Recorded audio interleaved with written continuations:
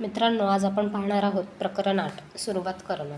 सोनं सगळीकडेच असतं, फक्त लोकांना ते पाहण्याचं प्रशिक्षण नसतं.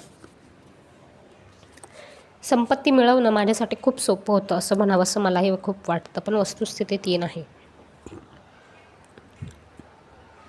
मी सुरुवात कशी करू या प्रश्नाचं थेट उत्तर देण्याऐवजी मी दररोज जो विचार करतो तो तुमच्यासमोर मांडतो.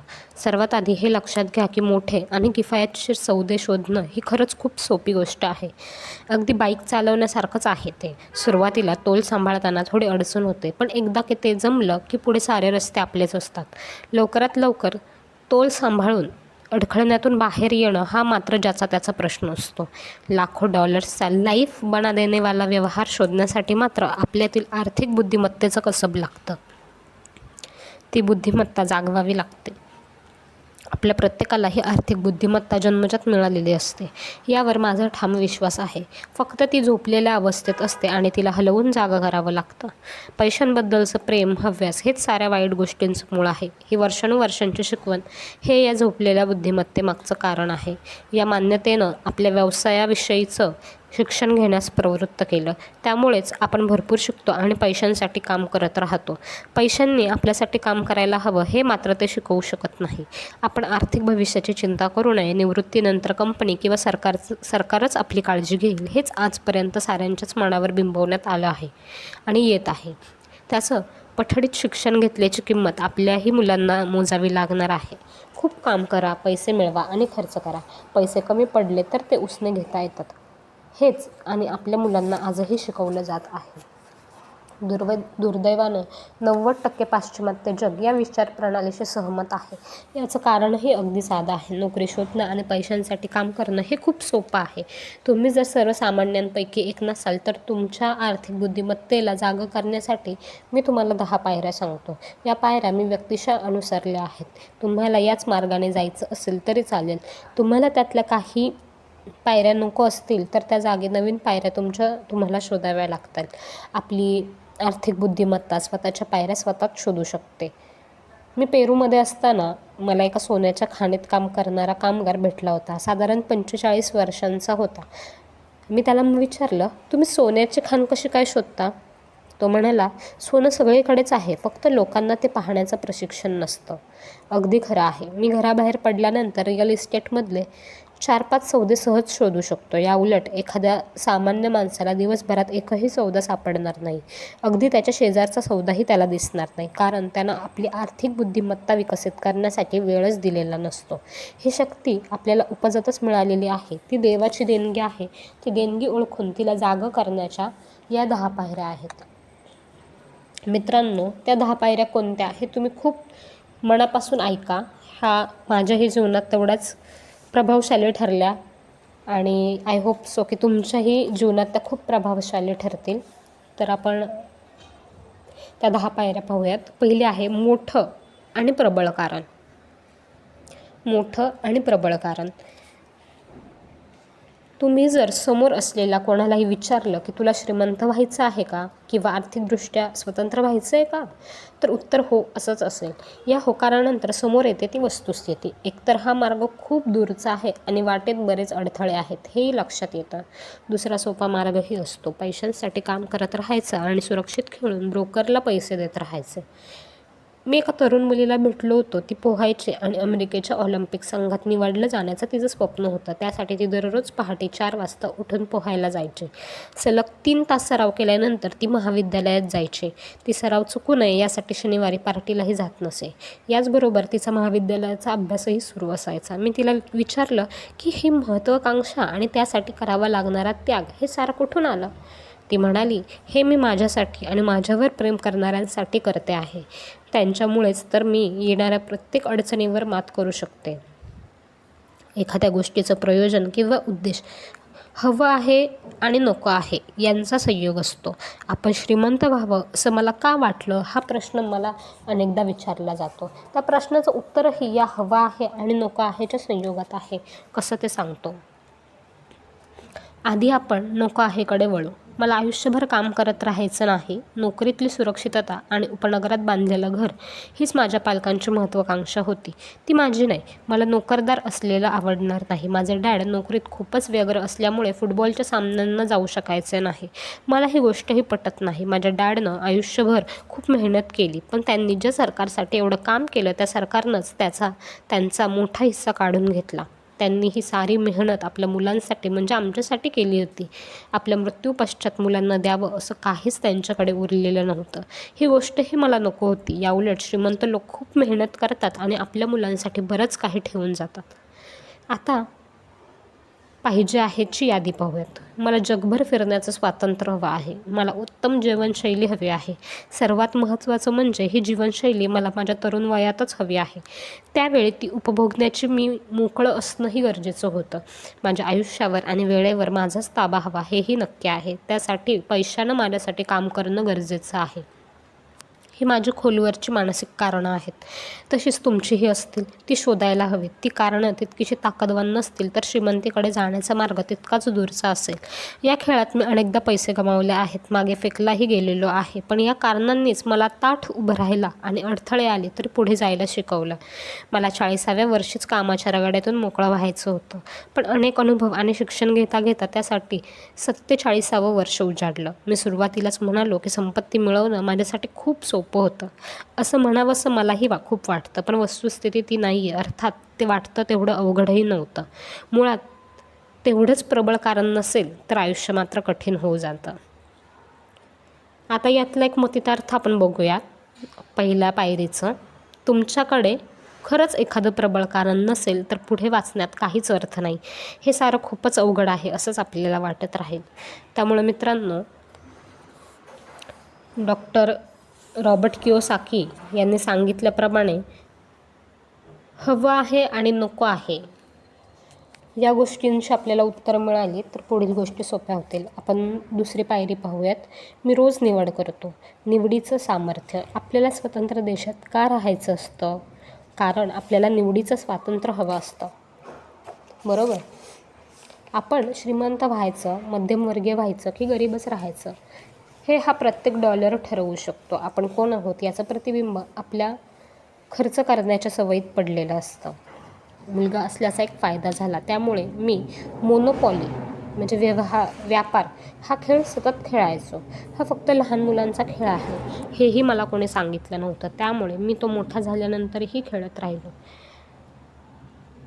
मला श्रीमंत डॅडही होते. त्यांनी मला मालमत्ता आणि कर्ज यातील फरक समजावून सांगितला. मी लहान असतानाच श्रीमंत होण्याची निवड केली होती. मला हेही माहीत होतं की आपल्याला खरी मालमत्ता जमा करणं शिकायचं आहे.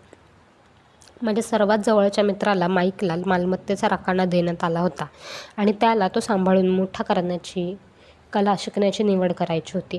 खूप श्रीमंत कुटुंब पुढे गरीब होतात कारण त्यांच्यापैकी कोणीच मालमत्ता सांभाळून पुढे वाढवण्याची कला शिकलेलं नसतं.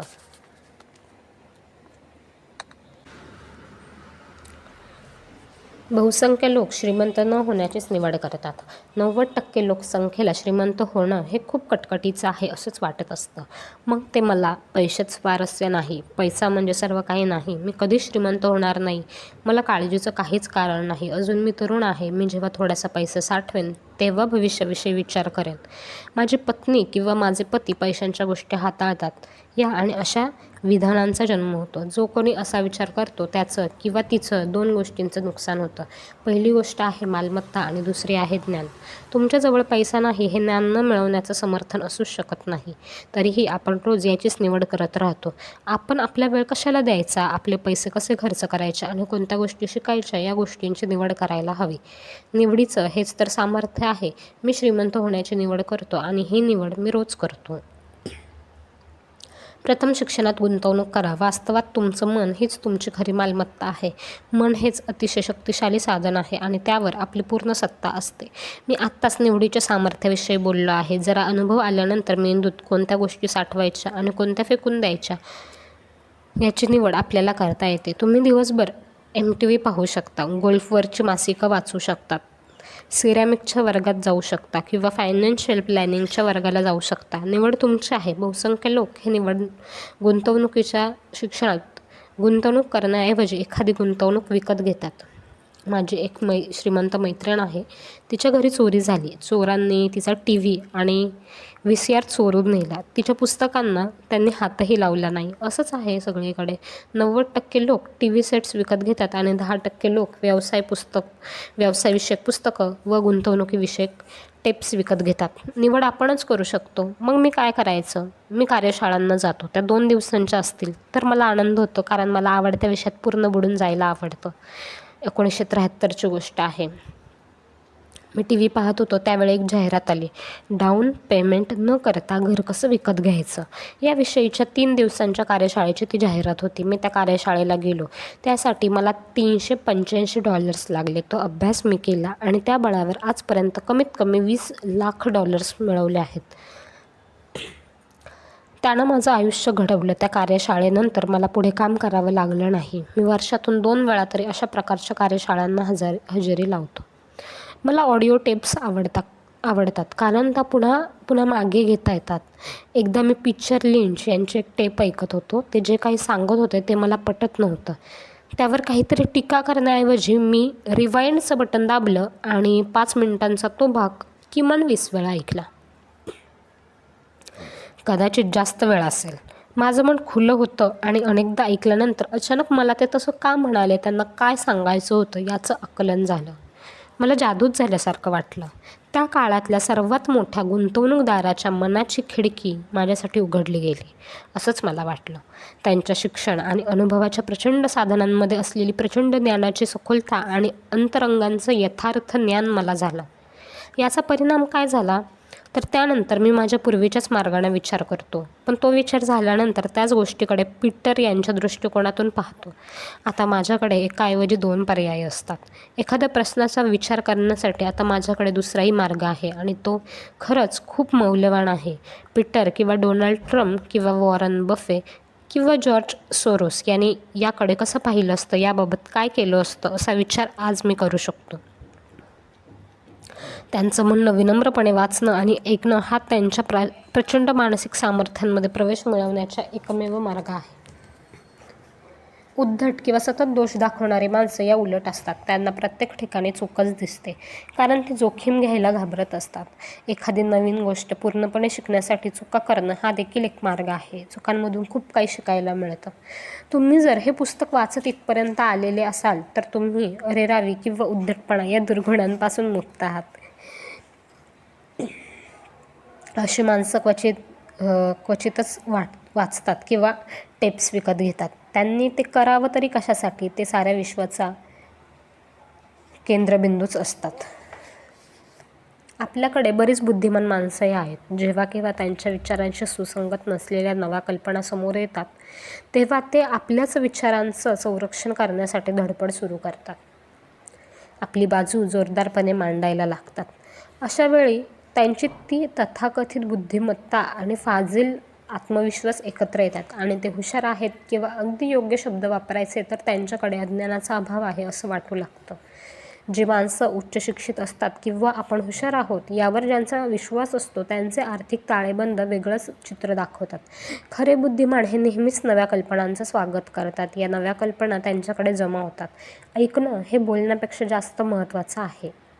देवानं आपल्याला कान दिलेले आहेत आणि तोंड एकच आहे यावरून ते सिद्ध झालेलं आहे. आपण त्या उलट वागतो. नव्या कल्पना आणि नव्या संभाव्यता नीट ऐकून घेऊन त्यावर विचार करण्याऐवजी आपण त्यांना सतत उत्तर देत राहतो. त्या अर्थानं आपण तोंडानं विचार करतो, प्रश्न विचारण्याऐवजी चर्चा करत राहतो. मी माझ्या संपत्तीबाबत दूरदृष्टीनं विचार करतो. लॉटरी खेळणं, जुगार खेळणं यामागे झटपट श्रीमंत होण्याची मनोभूमिका असते. तिच्याशी मी बिलकुल सहमत नाही. मी शेअर्समध्ये असेन किंवा नसेन, मी त्याच्या शिक्षणावर कायम भर देईन. तुम्हाला विमान उडवायचं असेल तर मी पहिल्यांदा म्हणेन की त्याचा अभ्यास करा. माणसं शेअर्स किंवा रिअल इस्टेट विकत घेतात पण त्यांच्या सर्वात मोठ्या मालमत्तेत म्हणजे मनामध्ये काहीच गुंतवणूक करत नाहीत. हे पाहिल्यावर मला धक्काच बसतो. एखाद दुसरं घर विकत घेतल्यानंतर तुम्ही रिअल इस्टेटमधले तज्ज्ञ होत नाहीत. तिसरी पायरी आहे मित्र काळजीपूर्वक निवडा. संगतीचे सामर्थ्य. मैत्रीमध्ये ही प्रचंड सामर्थ्य आहे. सगळ्यात आधी हे स्पष्ट करतो की माझ्या मित्रांची निवड त्यांच्या आर्थिक परिस्थितीवरून करत नाही. माझे काही मित्र तर गरिबीत राहण्याची शपथच घेतल्यासारखे वागत असतात. काही मित्र वर्षाला लाखो डॉलर्स कमावतात. मी या सगळ्यांकडून सतत शिकत असतो. अगदी प्रामाणिकपणे मी त्यांच्याकडून काही ना काही शिकण्याचा प्रयत्न करतो. मी हेही कबूल करतो की मी केवळ पैसे आहेत याच कारणासाठी काही जणांशी मैत्री केली आहे. पण मी त्यांच्या पैशांच्या मागे नव्हतो. मला त्यांच्याकडून ज्ञान मिळवायचं होतं. असे पैसे असलेले काही जण माझे प्रिय मित्रही झाले आहे. पण सगळेजण नाही. इथे एक वेगळेपण आहे आणि ते नमूद करायलाच हवं. माझे पैसेवाले मित्र कायम पैशांबाबतच बोलत असतात.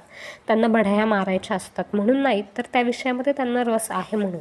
अशा चर्चा सुरू झाल्या की मी त्यांच्याकडून शिकत राहतो आणि ते माझ्याकडून. आर्थिकदृष्ट्या अगदी कठीण परिस्थितीत असलेले माझे काही मित्र आहेत. त्यांना पैसा, उद्योग, व्यवसाय, गुंतवणूक अशा विषयांवर बोललेलं अजिबात आवडत नाही. ते त्याला असभ्य, उद्धट आणि बुद्धिहीन समजतात. मी या मित्रांकडूनही शिकतो. मी कसा विचार करू नये किंवा कसं वागू नये हे मला त्यांच्याकडून समजतं. माझ्या काही मित्रांनी अगदी थोड्या काळात लाखो डॉलर्स कमवण्याची कामगिरी करून दाखवली आहे. त्यांच्यातील तिघं तर एकच वैशिष्ट्य सांगतात. गंमत म्हणजे त्यांच्या पैसे नसणाऱ्या मित्रांनी त्यांना याविषयी कधीच काहीही विचारलेलं नाही. तुम्ही हे कसं केलंत हे जाणून घेण्याची इच्छाही दर्शवलेली नाही.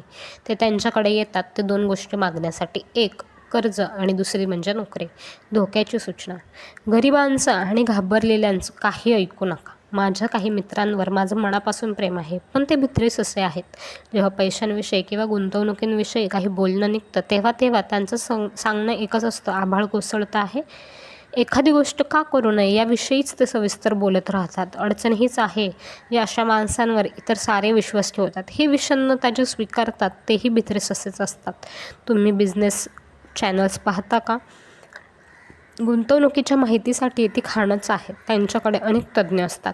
त्यातला एखादा सांगतो की लवकरच शेअर बाजार कोसळणार आहे आणि दुसरा म्हणतो लवकरच भरभराट होणार आहे. हुशार असाल तर दोघांचंही ऐका. मन खुलं ठेवा, कारण दोघांचेही मुद्दे योग्य असतात. दुर्दैवानं बहुसंख्य माणसं भित्र्या शशांचंच ऐकतात. माझे खूप जवळचे मित्र गुंतवणूक किंवा एखाद्या सौद्याविषयी माझ्याशी बोलतात. काही वर्षांपूर्वी माझा एक मित्र त्यांना 6% व्याज देणाऱ्या सर्टिफिकेट ऑफ डिपॉझिटमध्ये कशी गुंतवणूक केली हे मला सांगत आला. तो खूप खुश होता. मग मी त्याला माहिती दिली की सरकार मला 16% व्याज देत आहे. दुसऱ्याच दिवशी त्यानं मला माझी गुंतवणूक कशी धोकादायक आहे हे सांगणारा एक लेखच पाठवला. गेली कित्येक वर्ष मला 16% व्याज मिळतं आणि त्याला 6%.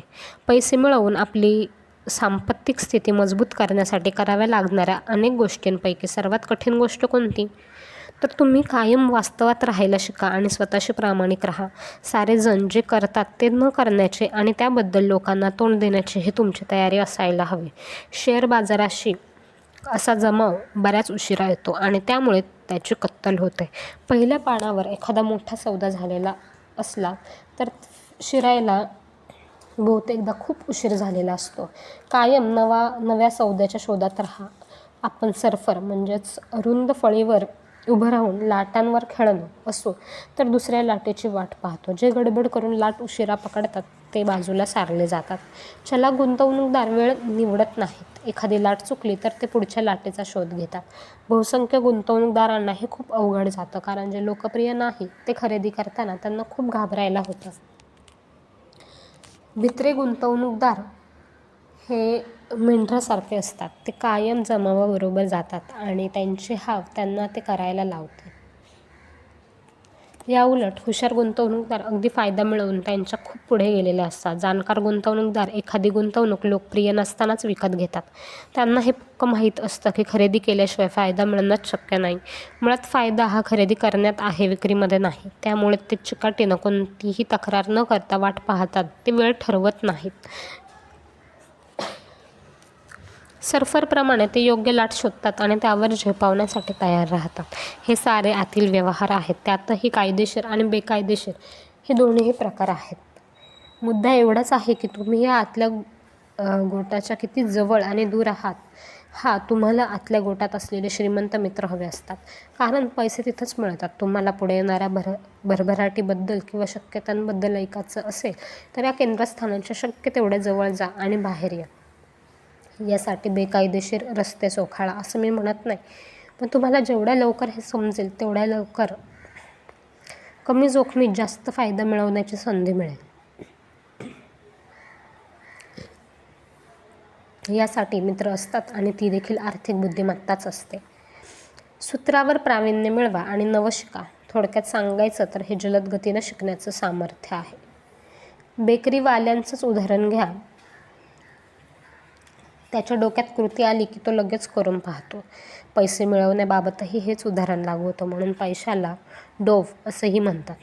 आपल्यापैकी बहुतेक सगळ्यांनीच तुम्ही जे खाता तसेच असता हा वाक्यप्रचार ऐकला असेल. मी त्यात थोडा बदल करून म्हणेन, तुम्ही ज्याचा अभ्यास करता तेच होता. दुसऱ्या शब्दात सांगायचं तर तुम्ही कशाचा अभ्यास करता आणि काय शिकता याची काळजी घ्या. यामागे कारण आहे, आपलं मन इतकं शक्तिशाली आहे की आपण जे काही डोक्यात भरतो तसेच होत जातो. उदाहरणच द्यायचं तर तुम्ही जर स्वयंपाक करण्याविषयी शिकत असाल तर स्वयंपाकी व्हाल. तुम्हाला स्वयंपाकी व्हायचं असेल तर तुम्ही दुसरं काहीतरी शिकणं गरजेचं आहे.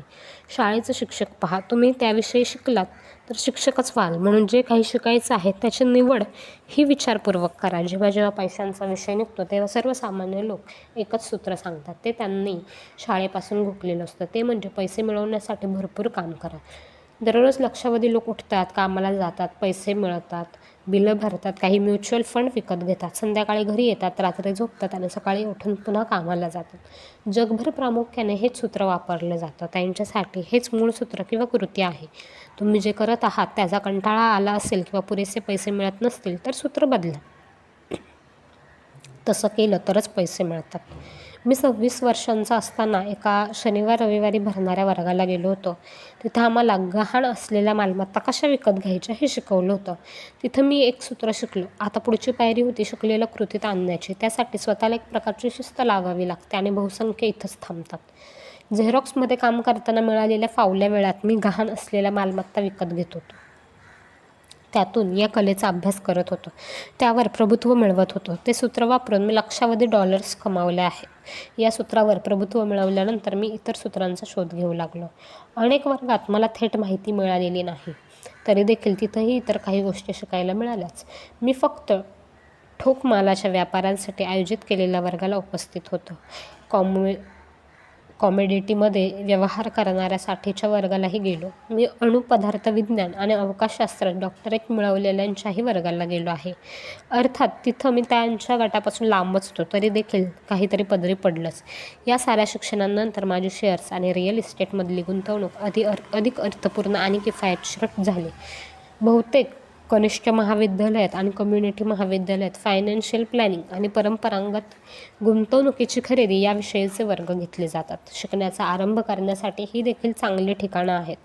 मी नेहमीच वेगवान सूत्रांच्या शोधात असतो. त्यामुळे मी योग्य रीतीनं नियमितपणे एका दिवसात जेवढे कमावतो तेवढेच असंख्य लोक आयुष्यभरात मिळवतात.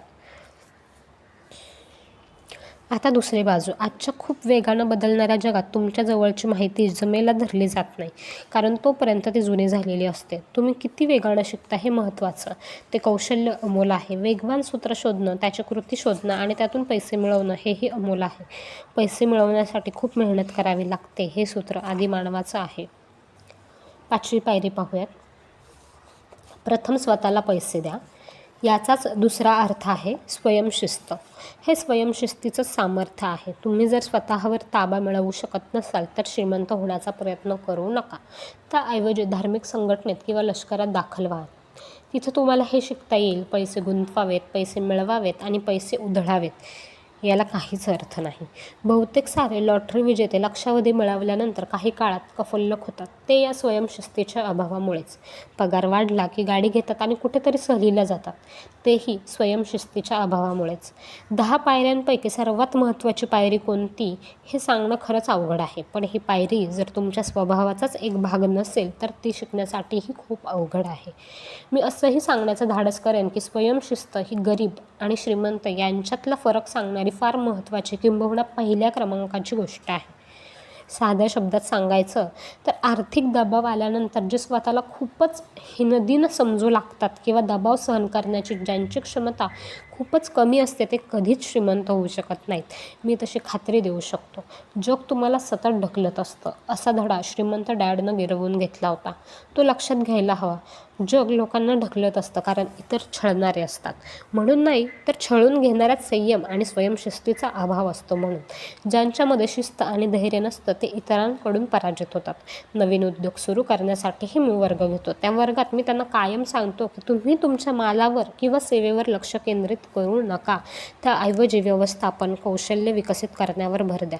स्वतःचा उद्योग सुरू करण्यासाठी 3 प्रकारच्या व्यवस्थापन कौशल्यांची आवश्यकता असते. एक म्हणजे कॅश फ्लोचं व्यवस्थापन, दुसरं आहे मनुष्यबळाचं व्यवस्थापन आणि तिसरं आहे वैयक्तिक वेळेचं व्यवस्थापन. मी तर असंही सांगेन की या तिन्ही गोष्टी ताब्यात ठेवण्यासाठी जी कौशल्य लागतात ती फक्त नवीन उद्योग सुरू करण्यासाठीच उपयुक्त आहेत असं नाही, तर कोणत्याही गोष्टीसाठी उपयुक्त ठरतात. तुम्ही वैयक्तिक आयुष्य जगता आणि कुटुंबाचा, व्यवसायाचा, धर्मादाय संस्थेचा, शहराचा किंवा देशाचा भाग म्हणून जगता. या साऱ्या ठिकाणी वर सांगितलेल्या 3ही गोष्टी महत्त्वाच्या ठरतात. यातील प्रत्येक कौशल्य स्वयंशिस्तीनं वाढत जातं. प्रथम स्वतःला पैसे द्या हे वाक्य मी या दृष्टीनं खूप महत्त्वाचं मानतो. खरंच मित्रांनो, मलाही हे वाक्य खूप पटतं रॉबर्ट कियोसाकी यांचं, की प्रथम स्वतःला पैसे द्या. प्रथम स्वतःला पैसे द्या हे विधान जॉर्ज केलेसॉन यांच्या the richest man in Babylon या पुस्तकातून घेतलेलं आहे. आजपर्यंत या पुस्तकाच्या लाखो प्रती विकल्या गेल्या आहेत. त्या अर्थानं हे विधान लाखो लोकांनी वाचलेलं आहे. प्रत्यक्षात मात्र फार थोडे जण ही लाख मोलाची गोष्ट आचरणात आणतात. मी असंही सांगितलं होतं की अर्थसाक्षरतेमुळे आकडे वाचता येतात आणि त्यामुळे वास्तव चित्र समोर येतं. प्रथम स्वतःला पैसे द्या असं म्हणणाऱ्या व्यक्ती ते प्रत्यक्षात आणतात का हे त्यांचं इन्कम स्टेटमेंट आणि आर्थिक ताळेबंद पाहून सहज सांगू शकतो. खाली दिलेलं एक चित्र आहे, त्यातून आपण स्वतःला आधी पैसे देणाऱ्यांचं इन्कम स्टेटमेंट आणि स्वतःला आधी पैसे न देणाऱ्यांचं इन्कम स्टेटमेंट यांची तुलना करूया. या आकृतीचा अभ्यास करा आणि त्यात काही फरक दिसतो आहे का हे शोधा. याचा संबंध कॅश फ्लो समजून घेण्याशी आहे, तोही घ्यायलाच हवा, कारण तेच खरं चित्र उभं करतं. बरेच जण आकड्यांकडे पाहतात पण त्यांना त्यामागचा अर्थ समजत नाही. आता आपण काही इन्कम स्टेटमेंट पाहूयात. ते या पुस्तकात चार्ट स्वरूपात दिलेले आहेत, ब्लॉक स्वरूपात दिलेले आहेत. ते काही तुम्हाला इथे दिसणार नाही, पण मी एक इमॅजिनरी फॉर्म तुमच्यासमोर क्रिएट करेल. ते तुम्ही इमॅजिन करण्याचा प्रयत्न करा आणि समजून घेण्याचा प्रयत्न करा. इन्कम स्टेटमेंट, जे लोक स्वतःला आधी पैसे देतात त्यांचं इन्कम स्टेटमेंट आपण पाहूयात. फर्स्ट ब्लॉक इज उत्पन्न. उत्पन्नाच्या अंडर येतो पगार, पगारातून मिळणारं उत्पन्न. मग पगार कुठून मिळतो? तर नोकरीतनं मिळतो. मग आपण तो खर्च करतो. तर तो खर्च कसा करतो? तर आपण कर भरतो, भाडं भरतो आणि जे काही अन्न आहे त्यावर आपला खर्च होतो. आता मग आपण बॅलन्स शीटकडे जाऊया. तर बॅलन्स शीट म्हणजे आपली मालमत्ता असते आणि कर्ज असते. तर आपली मालमत्ता काय असते? तर आपली नोकरी असते, त्या नोकरीतून आपल्याला उत्पन्न मिळतं. ते उत्पन्न म्हणजे आपला पगार आणि त्या पगारातून आपण काही मालमत्ता तयार करतो आणि ती कशा प्रकारे तयार केली जाते? तर बचत करून आणि गुंतवणूक करून आपण मालमत्ता तयार करतो, बरोबर. आणि बचत करून, गुंतवणूक करून जी मालमत्ता आपण तयार करतो ती पुन्हा आपल्या उत्पन्नाच्या इन्कम स्टेटमेंटमध्ये जाते. ओके, म्हणजे जे लोक स्वतःला आधी पैसे देतात, म्हणजे मित्रांनो, समजा आज मी नोकरी करते, मला पगार मिळतो आहे, माझं उत्पन्न येतं आहे. ते उत्पन्न ऑफकोर्स माझं खर्च जो काय आहे, कर आहे, भाडं आहे, अन्न आहे, त्यात ते वजा होणार. पण मी काही मालमत्ताही क्रिएट करणार, म्हणजे मी बचत करणार, गुंतवणूक करणार. तो पैसा ऑलरेडी पगारातून खर्च जरी झालेला असला तरी तो रिव्हर्स स्वरूपाने उत्पन्नामध्ये येणार. जो काही मी बचत केलेली असेल, जी काही मी गुंतवणूक केलेली असेल ती पुन्हा उत्पन्नात येणार, बरोबर. हे झालं जे लोक स्वतःला आधी पैसे देतात त्याबद्दल. आता त्याचं विश्लेषण आपण पाहूयात. तुम्ही हे पाहू शकता का? आधीच आकृती स्वतःला आधी पैसे देणाऱ्या व्यक्तीचं प्रतिबिंब आहे. ते प्रत्येक महिन्याचे खर्च भागवण्याआधी त्यांच्या मालमत्तेच्या रकण्यात काही पैसे वर्ग करतात. बरेच जणांनी जरी क्लेसॉन यांचं पुस्तक वाचलं असलं आणि आधी स्वतःला पैसे द्या याचा अर्थ त्यांना समजला असला तरीही प्रत्यक्षात ते स्वतःला शेवटी पैसे देतात. मित्रांनो, यातून मलाही एक गोष्ट सांगावीशी वाटते. जेव्हा केव्हा आपल्याला पगार येतो, आम्हा सर्वांनाच, तेव्हा आपण सगळी देणी देतो, आपली हौस मौज मजा सगळी करतो आणि जो काही पगार असतो त्याला आपण आपली सेविंग्स म्हणत असतो, बरोबर. मग बऱ्याचदा ती उरतही नाही, म्हणजे आपण स्वतःला आधी पैसे देतच नाही, आपण स्वतःला शेवटी पैसे देतो. आता मला आधी बिलं भरण्यावर विश्वास असणाऱ्या लोकांचा आरडाओरडा ऐकू येत आहे. म्हणजे काही जणांचं म्हणणं असतं, जर लाईट बिल भरण्याची तारीख ही 1 ते 15 असेल तर 15 तारखेला सुद्धा लाईट बिल भरायचंच आहे आणि 1 तारखेला देखील भरायचंच आहे. मग 1 तारखेलाच भरून मोकळं होणं का योग्य नाही, असा प्रश्न तुम्हा आम्हा सगळ्यांनाच पडतो. मी असं म्हणत नाही की तुम्ही बेजबाबदार व्हा आणि बिलांचे पैसे बुडवा. मी एवढंच सांगू पाहतो की पुस्तकात जे सांगितलं आहे ते करा. आधी स्वतःला पैसे द्या. ही कृती दर्शवणारी आधीची आकृती आहे. आता आपण एक नवीन अगदी त्याच्या उलटं पाहूयात. आता आपण कॅश फ्लो बघितलं, जे लोक स्वतःला आधी पैसे देतात. आता आपण जे लोक इतरांना आधी पैसे देतात त्यांच्याविषयीचं इन्कम स्टेटमेंट पाहूयात. नोकरी येते, त्यांचं उत्पन्न असतं पगार, आणि त्या पगारातून ते खर्च करतात, कर, भाडं आणि अन्न. आणि ॲट दी एंड त्यांच्याकडे बॅलन्स शीटमध्ये न मालमत्ता असते ना कर्ज असतं. तुम्हाला कॅश फ्लोचं सामर्थ्य खरंच समजलं तर पुढच्या चित्रामध्ये काय गडबड आहे तेही लक्षात येईल. आपल्या एकूण लोकसंख्येच्या 90% लोकसंख्या ही आयुष्यभर फक्त कष्ट करते आणि जेव्हा त्यांची गात्रं थकतात, काम करणं अशक्य होतं, तेव्हा ते सरकारी मदतीची वाट पाहत राहतात. मी आणि माझी पत्नी तसे व्यावसायिक आहोत. आमचे अकाउंटंट्स, बँकर आणि संबंधित असलेल्या प्रत्येकाला स्वतःला आधी पैसे द्या ही गोष्ट कशी समजावून सांगायची, हा मोठाच प्रश्न आमच्यासमोर होता. त्याचं कारण तेच आहे, आर्थिक क्षेत्रातले हे सारे व्यावसायिक पैशांबाबत सर्वसामान्यांप्रमाणेच वागतात. ते स्वतःला सगळ्यात शेवटी पैसे देतात. माझ्याही आयुष्यात असे काही महिने आले होते की त्यावेळी माझ्या कॅश फ्लो बिलांपेक्षा कमी होता. त्यावेळीही मी सर्वात आधी स्वतःला पैसे दिले. माझे अकाउंटंट आणि सल्लागार तसं न करण्याबाबत परोपरीनं सांगत होते.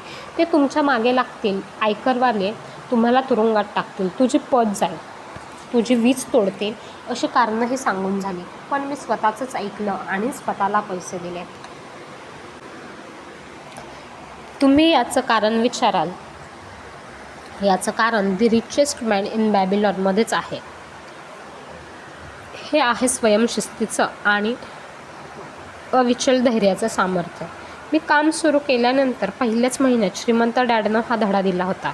जगानं आपल्याला ढकलण्याची परवानगी आपल्यापैकी बहुसंख्य देऊन टाकतात.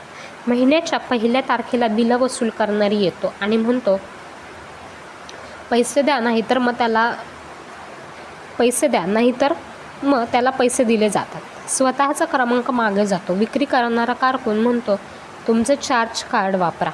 तुमचा रिअल इस्टेट एजंट सांगतो, हे करून टाका. सरकार तुम्हाला टॅक्सची वजावट देईल आणि तुम्ही तसंच करू लागता. प्रवाहाच्या विरुद्ध जाणं आणि श्रीमंत होणं यासाठी धैर्य लागतं आणि हे पुस्तक त्याविषयीच बोलतं. आपल्यापैकी कोणीच तसं दुर्बळ नसतं, पण पैशांचा विषय निघाला की बहुतेक सारी पावलं मागे जातात. तुम्ही बेजबाबदार व्हा असं मी कधीच सांगणार नाही. मी स्वतःला आधी पैसे देत असल्यामुळे माझ्या क्रेडिट कार्डचं कर्ज नाही. माझं उत्पन्न कमीत कमी ठेवल्यामुळे सरकारला फार पैसे द्यावे लागत नाही. तुमच्यापैकी ज्या कोणी माझा सिक्रेट्स ऑफ द रिच हा व्हिडिओ पाहिला असेल त्यांच्या हे लक्षात येईल, नेवाडामधील कॉर्पोरेशन्सच्या माध्यमातून मी माझा मालमत्तेचा रकाना सांभाळतो आणि माझं उत्पन्न तिथूनच येतं. मी जर पैशांसाठी काम केलं तर मिळणारे पैसे सरकार काढून घेतं. मी माझी सारी देणे सगळ्यात शेवटी देत असलो तरी पैशांबाबत धोरणी असल्यामुळे माझ्यावर कठीण आर्थिक परिस्थिती ओढवत नाही.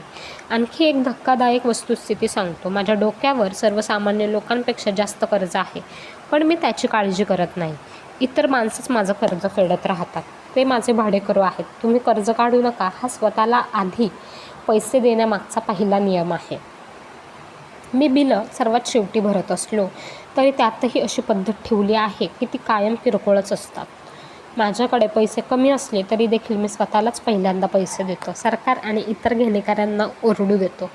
त्यांनी कडक धोरण स्वीकारलेलंही मला आवडतं. ते तसे झाले की मला बाहेर जाऊन अधिक पैसा मिळवण्याची प्रेरणा मिळते. म्हणूनच मी सर्वात आधी स्वतःला पैसे देतो, ते गुंतवतो आणि त्यांना आरडाओरडा करू देतो. मी त्यांना कोणत्याही पद्धतीनं आणि मला हवं ते पैसे देतो. तरी देखील माझी आणि माझ्या पत्नीची बाजारातील पत उत्तमच आहे. आम्ही दबावाला बळी पडत नाही आणि उगाचच कर्ज घेण्यासाठी आमची बचत खर्ची पाडत नाही. तेही आर्थिक बुद्धिमत्तेचं लक्षण नाही. मित्रांनो, प्रकरण 8 हे थोडं लेंदी असल्यामुळे आपण त्याचे 2 पार्ट करूयात. उरलेला सेकंड पार्ट आपण पुढील भागात पाहूयात. तोपर्यंत मला तुम्ही कमेंट बॉक्समध्ये सांगा, ह्या पुस्तकाव्यतिरिक्त तुम्हाला माझ्या आवाजात दुसरं कुठलं पुस्तक वाचायला आवडेल. आपण नक्कीच ते पुस्तक घेऊयात. धन्यवाद.